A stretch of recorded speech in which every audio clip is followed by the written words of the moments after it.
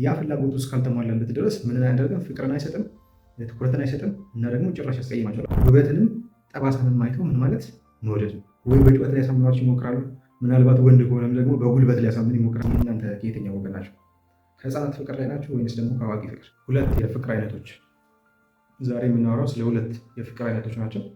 አንደኛው የፍቅር አይነት አሁን በዚህ ጊዜ በጣም ፕሮሞት እየተደረገ ያለ ልክ ነው ተብሎ የሚታሰብ ግን ደግሞ ፍጹም ልክ ያልሆነ አይነት፣ እንዲሁም ደግሞ ሁለተኛው ደግሞ ትክክለኛው ፍቅር ወይም ደግሞ እውነተኛው ፍቅር ምን አይነት እንደሆነ እሱን እንመለከታለን። ይሄ ጋቢ እንዴት ነው አምሮ ብያለሁ። እኔ ራሱ ይሄ የማውራት ፍላጎቴን ምናምን ሙዲን ራሱ አመጣ መሰለኝ እና አሪፍ አድርገን እንጫወታለን፣ እናወራለን። አዲስ ከሆናችሁ ለዚህ ቻናል ስለ ፍቅር፣ ስለ ሪሌሽንሽፕ እንዲሁም ደግሞ ስለ ትዳር መልካም የሆኑ በጎ ሀሳቦችን የምናነሳበት እንዲሁም ደግሞ ጥሩ ጥሩ ቲፖችን ምክሮችን የምናስቀምጥበት ቻናል ስለሆነ አዲስ ከሆናችሁ ሰብስክራይብ አድርጋችሁ ጀምሮ እንዲሁም ደግሞ ላይክ አድርጉት። ለሌሎች ሰዎች እንዲደርስ ኮመንትም ሀሳብ በዚህ ብሰራለን ብላችሁ የምታስቡት ሀሳብ ካለው ኮመንት ላይ አስቀምጡ። እንዲሁም ደግሞ ይሄን መስማት ለሚፈልግ ሼር አድርጉለት። እንዳልኳችሁ ሁለት አይነት የፍቅር አይነቶች ስለነሱ ነው የምንመለከተው። የመጀመሪያው ፍቅር የልጅነት ፍቅር፣ ሁለተኛው ደግሞ የአዋቂ ፍቅር። የልጅነት ፍቅርና የአዋቂ ፍቅር ብለን በሁለት እንክፈል።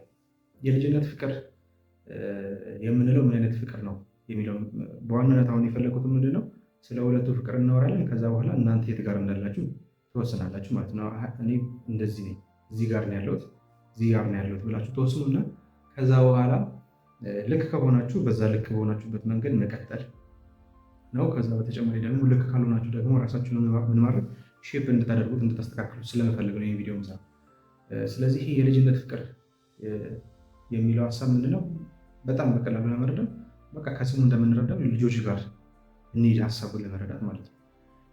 ልጆች ምንድነው ስጡኝ ነው፣ ሁሉም ለእኔ ይገባኛል የሚሉት፣ ይህንን አድርግልኝ፣ ይህንን አድርግልኝ። እንደዛ አይነት በፍቅር ግንኙነት መካከል ፍቅር ማለት ከሌላው አካል ሳይጠብቁ መስጠት ነው። ግን የልጅነት ፍቅር ያለባቸው ሰዎች ምንድነው ሁሉ ነገር ለእኔ ይደረግልኝ፣ ለእኔ የሚል ስሜት ያላቸው እነሱ የልጅነት ፍቅር ወይም ደግሞ የትዳር አጋር ሊሆን ይችላል። የፍቅር አጋርን በወንድም በሴትም ሊሆን ይችላል። ልክ እንደ ወላጅ አድርጎ ሴት ከሆነች ልክ የፍቅር አጋሯን ወይም ደግሞ የትዳር አጋሯን ልክ እንደ አባቷ እንዲሆንላት አድርጋ መጠበቅ፣ ወንድ ከሆነ ደግሞ ልክ እንደ እናቱ እንደትሆንላት አድርጎ መጠበቅ። ይሄ የልጅነት ፍቅር። ልጅ እያሉ ያላገኙትን ነገር በእነሱ ለማግኘት መሞከር፣ ይሄ የልጅነት ፍቅር አንዱ መገለጫ ነው። ልክም ያልሆነ ነው። ስለዚህ የልጅነት ፍቅር በአጭሩ ለመግለጽ ከሁኔታዎች አንጻር እንዴት ነው የሚለውን በጣም በዝርዝር እናያለን። ግን እንደ መነሻ እንደ መግቢያ ሀሳቡ እንድትረዱት ይህም ብላችሁ ያደርግ።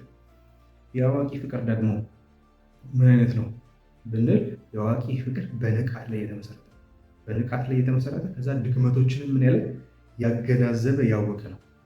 ልክ ራሱ ደካማ እንደሆነ ሁላችንም ራሳችን ደካማ እንደሆነ ብዙ ደካማ ጎኖች እንዳሉ እናውቃለን። ልክ እንደዛ ሁሉ ያኛውም ሰው ድክመት አለበት ብሎ ማለት ማሰብ እና ደግሞ ለአጋር ለዛኛው ሰውዬ ወንድ ከሆነ ለሴቷ፣ ሴት ከሆነች ደግሞ ለወንዱ ስሜት ምን የሚል በጣም የሚጨነቅ እና ያለምንም ቅድመ ሁኔታ ፍቅርን ምን የሚል የሚሰጥ። ቅድም እንዳልኳቸው የልጅነት ፍቅር ያለው ያለምንም ቅድመ ሁኔታ መቀበል ብቻ ነው የሚፈልግ፣ መስጠት እሱ ጋር የለም፣ አይሰራም። የአዋቂ ፍቅር ላይ ግን ምንድን ያለምንም ቅድመ ሁኔታ ምን ማለት መስጠት ብቻ። ፍቅር ማለት እሱ ስለሆነ ማለት ትክክለኛው ፍቅር የትኛው ነው ማለት ነው? የልጅነት ሳይሆን የአዋቂ ፍቅር ነው ማለት ነው። ስለዚህ ከሁኔታዎች አንጻር እንዴት ነው ብንል በሶስት መንገዶች እንመልከት። የመጀመሪያ ከሁኔታ አንጻር የልጅነት ፍቅር ቅድም እንዳለው ምንድነው በስውር ምን አይነት ውል አለ መሰላችሁ? የልጅነት ፍቅር እስካረክልኝ ድረስ ፍላጎቴን እስካሟላ ድረስ የሚል በውስጡ ምን አለው? ድርድር አለው።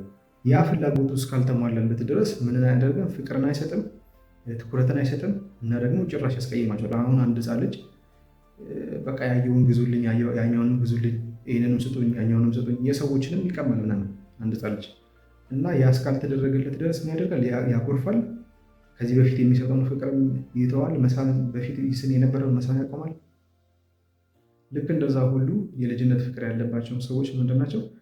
እንደ ልጅ የሚያስቡ በፍቅር ደረጃ ማለት እንደ ልጅ የሚያስቡ ሰዎች ምንድነው እስከተደረገላቸው ድረስ ፍቅር የሚሉትን ነገር እነሱ ይሰጣሉ። ካልሆነ ግን ያ ሁሉ ምን ይላል? ይቋረጣል። አሁን ለነገሩ በስውር ሳይሆን በግልጽም አሁን በጣም የምንሰማቸው ነገሮች አሉ። እኔን ለማግኘት እንደዚህ እንደዚህ እንደዚህ እንደዚህ እንደዚህ እንደዚህ ያስፈልጋል ምናምን የሚሉ ሰዎች አሉ። እሱ የምን ፍቅር ነው? የልጅነት ፍቅር። ወደ አዋቂ ፍቅር ስንመጣ ግን የአዋቂ ፍቅር ማለት ምንም ጉድለቶች ቢኖሩ በስህተቶች መካከል እንኳን የምንወደው ሰው በወደቀ ሰዓት የሆነ አሁን የጋብቻ ጊዜ የሚገባ ቃል አይደል? በቃ በውድቀትም ቢሆን በመታመም ውስጥም ቢሆን ምናምን ያኛውን አካል ምን ማለት ለመውደድ መወሰን ማለት ነው። አንድን ሰው እስከወደደ ይሄ ሰው አምኖበት ድክመቱንም ጥንካሬውንም አምኖበት እስከወደደ ድረስ ደካማ በሆነ ጊዜ ጠንካራ በሆነ ጊዜ ምን ያደርጓል? ይወደዋል፣ ይቀበለዋል ማለት ነው። ያንን ሰው የአዋቂ ፍቅር ማለት ይሄ ነው። ከእውነት አንጻር ብንመለከተው ደግሞ ይሄ የልጅ ፍቅር ያልነው ሁል ጊዜ ቅዠት ላይ ነው ያለው። ይሄ ልጅ እያለ በተመለከተው ፊልም በምንም የሆነ ጭንቅላቱ ላይ የሳለው የእውነተኛ ፍቅር እንደዚህ ነው ብሎ የሳለው ስዕል አለ እና የፍቅር አጋሩንም በዛ መነጽር ነው ማየት የሚፈልገው። እውነትንም ወደ ውስጡ ማስገባት አይፈልግም። እውነት ወደ ውስጡ የገባች ጊዜ ግን የትዳር አጋሩ ወይም የፍቅር አጋሩ እውነተኛ ማንነት በተገለጠ ጊዜ ግን ከባድ ግጭት ይፈጠራል፣ እስከ መለያየትም ይደርሳል ማለት ነው። የአዋቂ ፍቅር ጋር ግን እንደዛ ቅዠት የሚባል ነገር የለም። ሁሉም እውነት ነው። የፍቅር አጋር የትዳር አጋሩ ልክ እንደሱ ደካማ እንደሆነች፣ የምትሳሳት እንደሆነች፣ እንዲሁም ደግሞ ጮክ ብላ አንዳንዴ የምትናገር እንደሆነች፣ አንዳንዴም ደግሞ የምታበሳጭ ሰው እንደሆነች አሁኑ ምን ያደርጋል? ይቀበላል ማለት ነው። እውነተኛ ፍቅር ወይንም ደግሞ የአዋቂ ፍቅር ማለት የሰማችሁ ነው። በጣም የሚገርም ነገር እንገራችሁ። እውነተኛ ፍቅር የአዋቂ ፍቅር ማለት ውበትንም ጠባሳንም አይቶ ምን ማለት መውደድ ነው። የሰማችሁ ነው።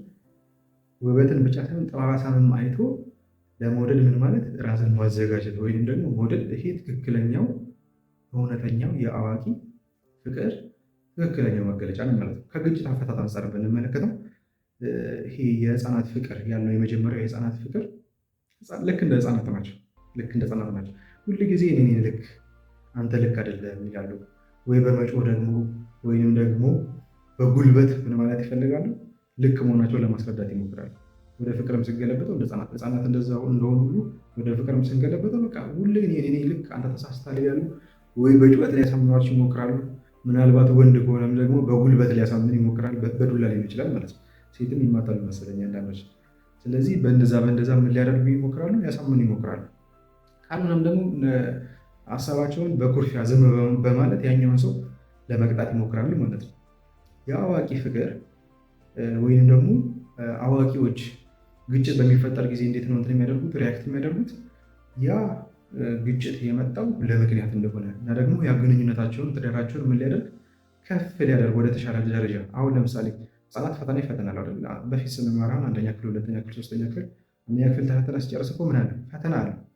ያ ፈተናው አንተን ለመጣት ታስቦ አይደል? አንተን ከፍ ለማድረግ ወደ ሁለተኛ ክፍል ለማስገባት፣ ከሁለት ወደ ሶስት ለማሳደግ፣ ከሶስት ወደ አራት ለማሳደግ ነው ያ ፈተና የተዘጋጀው። ልክ እንደዛ ሁሉ በህይወታችን ውስጥ የሚመጡ ፈተናዎች በሙሉ ለምን እንደሆኑ ለበረከት እንደሆኑ እኛን ከፍ ለማድረግ ወደ ተሻለ ደረጃ ለማድረስ እንደሆኑ ስለሚገነዘቡ እነዚህ አዋቂዎች ያ ግጭት የመጣው ግንኙነታችንን ምን ሊያደርገው ከፍ ሊያደርገው ነው ብለው ያስባሉ።